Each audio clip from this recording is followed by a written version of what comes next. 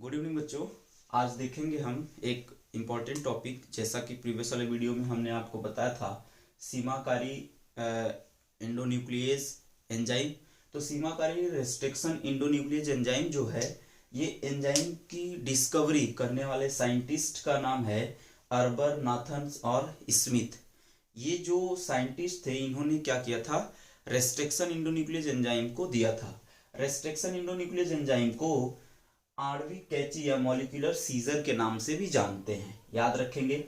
इसको हम biological scissor या जैविक कैंची भी कहते हैं।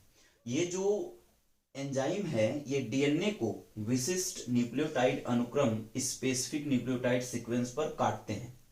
याद रखेंगे हमेशा, जो ये डीएनए को कट करेंगे वो डीएनए द्विरज्जुकी मतलब डबल स्ट्रैंडेड होते हैं, और दोनों स्ट्रैंड को ये एक साथ कट लगाते हैं। जो पहला रेस्ट्रिक्शन इंडोन्यूक्लियेज एंजाइम है, वो उस एंजाइम का नाम है हिंद सेकेंड। ठीक है ना, हिंद सेकेंड। ये क्या है, हिंद, ये बैक्टीरियल के जीनस और स्पीसीज से लिया गया है। ठीक है ना।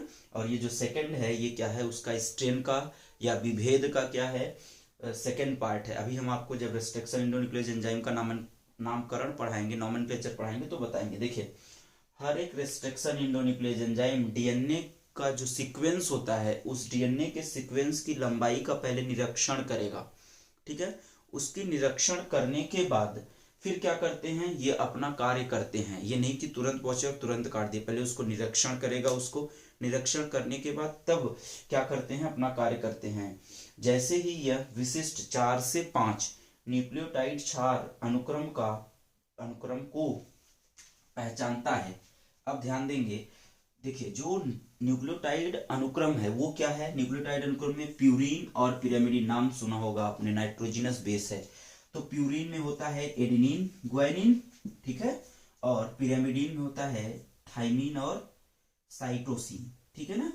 तो ये क्या है, ये नाइट्रोजनस बेस जो है, यही न्यूक्लियोटाइड बनाते हैं। 4 प्रकार के न्यूक्लियोटाइड को ये बनाएंगे। तो 4 से 6 न्यूक्लियोटाइड सीक्वेंस को क्या करता है, ये पहचानता है। और पहचान करके इस क्रम को, मतलब जिसको ये पहचानेगा, जिस न्यूक्लियोटाइड सीक्वेंस को ये पहचानेगा, वहां पर उसको हम बोलेंगे रिकॉग्नाइजेशन साइट कहते हैं। उसको क्या बोलते हैं, रिकॉग्नाइजेशन साइट कहते हैं। ये जो रिकॉग्नाइजेशन साइट है, ये डीएनए में क्या करते हैं, पाए जाते हैं। इस रिकॉग्नाइजेशन साइट को किसने रिकॉग्नाइज किया, किसने पहचाना है, रेस्ट्रिक्शन इंडोन्यूक्लियेज एंजाइम ने। अब इस एंजाइम में क्या होता है कि एक विशेष प्रकार का सीक्वेंस पाया जाता है। किसमें, सॉरी, डीएनए में एक विशेष प्रकार का सीक्वेंस पाया जाता है। इस सीक्वेंस को किसने पहचाना है, इस सीक्वेंस को रेस्ट्रिक्शन इंडोन्यूक्लियेज एंजाइम ने पहचाना है। अब इसके बाद ये जो रेस्ट्रिक्शन इंडोन्यूक्लियेज एंजाइम जो पहचाने हैं न्यूक्लियोटाइड को, उसको हम विशिष्ट न्यूक्लियोटाइड सीक्वेंस को क्या बोलते हैं, उस हम विशिष्ट न्यूक्लियोटाइड सीक्वेंस को बोलते हैं पैलिएंड्रोमिक न्यूक्लियोटाइड सीक्वेंस। क्या कहते हैं, पैलिएंड्रोमिक न्यूक्लियोटाइड सीक्वेंस। क्या होता है पैलिएंड्रोमिक न्यूक्लियोटाइड सीक्वेंस, देखते हैं। जैसे आपने अपोजिट मतलब उल्टा सीधा एक समान वाला कहते हैं, उल्टा सीधा एक समान, जैसे मलयालम हो गया। ठीक है ना। तो इस तरह से जो, जैसे डालडा हो गया, मैडम हो गया, तो इसको उल्टा सीधा पढ़ेंगे तो एक ही समान होगा। उसी तरह से यहाँ अक्षरों का जो पैलिएंड्रोमिक सीक्वेंस होता है, ये क्या है, ये अक्षरों का समूह है जो आगे या पीछे की दिशा से पढ़ने पर समान शब्द को बनाते हैं। मतलब आगे से पढ़ेंगे तो भी समान शब्द, और पीछे से पढ़ेंगे तो भी समान शब्द ही क्या होंगे, आएंगे, अक्षर जो है वो आएंगे। जैसे मलयालम को आप देख लीजिए, इसमें भी क्या हो रहे हैं, मलयालम में भी, और आगे से पढ़ी मलयालम और पीछे से पढ़ी मलयालम, तो दोनों में क्या हो रहे हैं, एक ही प्रकार के शब्द आ रहे हैं। जैसे मैडम, और देखिए एक फनी सा है इसमें, तेजू के पापा के जूते, तो इधर से भी पढ़िए तेजू के पापा के जूते, तो दोनों तरफ से पढ़ने पर क्या हो रहे हैं, एक ही चीज आ रही है। तो देखिए क्या लिखा गया, same word read in both direction, मतलब दोनों दिशाओं से पढ़ने पर क्या हो, एक ही अक्षर दोनों तरफ से क्या हो, आते हो। अब जरा इनको हम डीएनए में देखते हैं। देखिए, जैसे EcoR फर्स्ट को हम देखते हैं। ये देखिए एक विशेष प्रकार का एंजाइम है जो डीएनए को एक विशेष प्रकार के न्यूक्लियोटाइड क्रम में काटता है। कैसे, पैलिएंड्रोमिक सीक्वेंस से। देखिए, जैसे मान लीजिए हम इसको फॉरवर्ड मूवमेंट, फॉरवर्ड डायरेक्शन कह रहे हैं, तो 5 से 3 डैश की तरफ, तो GAATTC।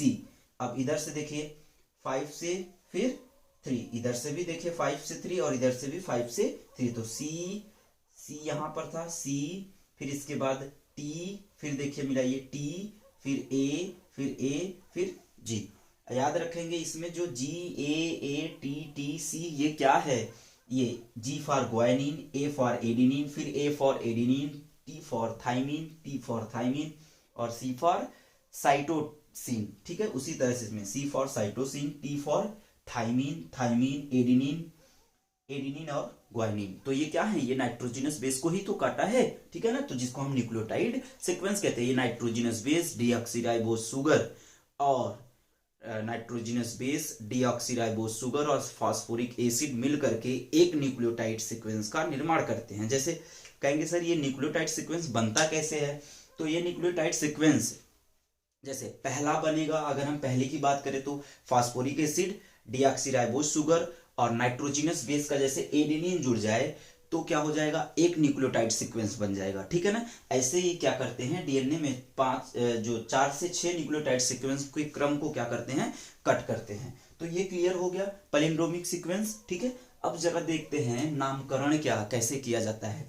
देखिए एंजाइम का नामकरण जब करते हैं तो इसका जो पहला अक्षर या शब्द होता है वो सूक्ष्म जीवों के वंश से होता है। जैसे आपको पता है कि जो बैक्टीरिया होते हैं वो सूक्ष्म जीव हैं और इन बैक्टीरिया को ही क्या किया जाता है कि हम ज्यादा से ज्यादा लेते हैं। क्यों, कारण क्या है, अभी तक टोटल 900 रेस्ट्रिक्शन इंडोन्यूक्लियस एंजाइम की खोज की गई है, उसमें से 250 से लेकर के 300 जो रेस्ट्रिक्शन इंडोन्यूक्लियस एंजाइम हैं वो बैक्टीरिया से ही ऑब्टेन किया गया है, एक्सट्रैक्ट किया गया है।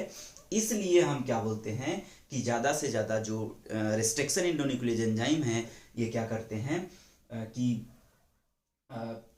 ये जो रेस्ट्रिक्शन इंडोन्यूक्लियस एंजाइम हैं ये बैक्टीरिया से ही निकाले गए हैं। तो देखिए जैसे एक एंजाइम है, जैसा कि मैंने आपको यहाँ नाम अभी बताया इको आर फर्स्ट, तो हम ये साधारण सा एक है सिंपल सा, इसको देखते हैं। इको आर फर्स्ट जो है इसका ई कहाँ से लिया गया है, ये जो ई है ये ई लिया गया है एस्चेरिचिया, ये क्या है, वंश है। जैसे बाइनोमियल नोमेनक्लेचर आप पढ़ेंगे, द्विनाम पद्धति, ठीक है ना, तो किसके द्वारा दिया गया था, लिनियस के द्वारा। तो उसमें एक क्या होता है, एक होता है जीनस, एक होता है स्पीसीज, ठीक है ना। तो इसमें जो स्पीसीज है, वंश है, वो क्या है, ई एस्चेरिचिया। और फिर जो सी और ओ है, कोलाई, क्या बोलते हैं, एस्चेरिचिया कोलाई। कौन से बैक्टीरिया, ये एक आंतरिक बैक्टीरिया है जिसको एस्चेरिचिया कोलाई कहते हैं, उसी से लिया गया है। इसमें देखिए जो आर है ये स्ट्रेन है, ठीक है ना, स्ट्रेन का मतलब प्रभेद, ठीक है ना। अब ये स्ट्रेन क्या करता है, स्ट्रेन हम जब वहां पर आप ट्रांसफॉर्मेशन रूपांतरण पढ़ते तो वहां पर भी स्ट्रेनिंग देखी जाती है ना, तो वही स्ट्रेन है। अब ये कौन सा स्ट्रेन है जो इसमें फर्स्ट आया है, ये फर्स्ट क्या है, ये स्ट्रेन फर्स्ट से लिया गया है, मतलब जो प्रभेद है वो प्रभेद फर्स्ट है। इसको हम इनरोलमेंट नंबर के नाम से भी कभी कभी जानते हैं, ठीक है, ये क्लियर हो गया। अब देखिए जो वेक्टर होता है और जो फॉरेन डीएनए होता है, इन दोनों को ये जो इको आर फर्स्ट है ये क्या करते हैं, इसको कट किया जाता है। देखिए हमने आपको कल बताया था कि जो क्या होता है, इको आर फर्स्ट होता है, हमने कहा था जिसको हम प्लाज्मिड को काटेंगे जिस एंजाइम से, उसी एंजाइम को हम विजातीय डीएनए को भी काटेंगे। मतलब वेक्टर डीएनए और विजातीय डीएनए दोनों को एक ही एंजाइम के द्वारा कट किया जाएगा। तो देखिए एक ही एंजाइम का नाम क्या है, इको आर फर्स्ट, तो इसी से काटा जा रहा है। अब ये जो इको आर फर्स्ट है ये क्या करेंगे, ये डीएनए को स्टिकी इंड से काटते हैं, चिपचिपा बोलते हैं, क्या चिपचिपा, ताकि जुड़ने में उनको क्या हो, आसानी हो। यह बताया था आपको पिछले वाले वीडियो में कि इसमें आपको बताएंगे, तो ठीक है।